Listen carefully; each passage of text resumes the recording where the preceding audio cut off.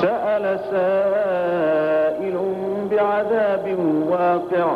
للكافرين ليس له دافع من الله ذي المعارج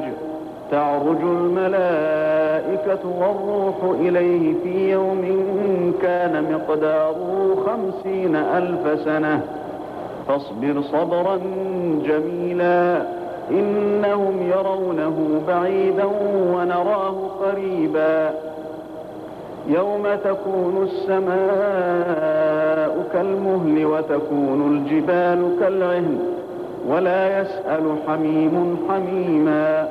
يبصرونهم يود المجرم لو يفتدي من عذاب يومئذ ببنيه وصاحبته وأخيه وفصيلته التي تؤويه ومن في الأرض جميعا ثم ينجيه كلا إنها لظى نزاعة للشوى تدعو من أدبر وتولى وجمع فأوعى إن الإنسان خلق هلوعا إذا مسه الشر جزوعا وإذا مسه الخير منوعا إلا المصلين الذين هم على صلاتهم دائمون والذين في أموالهم حق معلوم للسائل والمحروم والذين يصدقون بيوم الدين والذين هم من عذاب ربهم مشفقون إن عذاب ربهم غير مأمون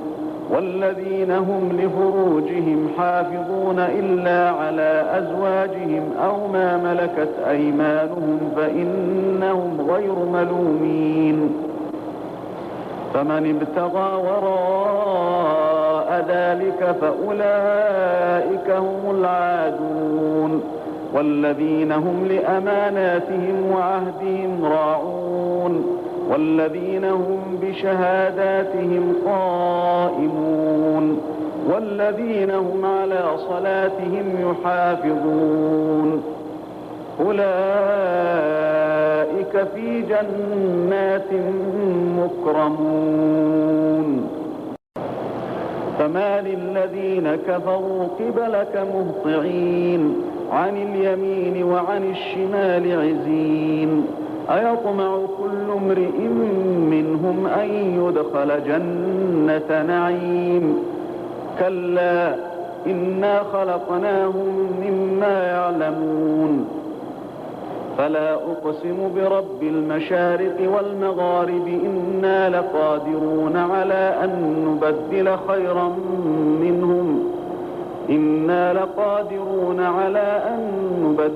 خيرا منهم وما نحن بمسبوقين فذرهم يخوضوا ويلعبوا حتى يلاقوا يومهم الذي يوعدون يوم يخرجون من الأجداث سراعا كأنهم إلى نصب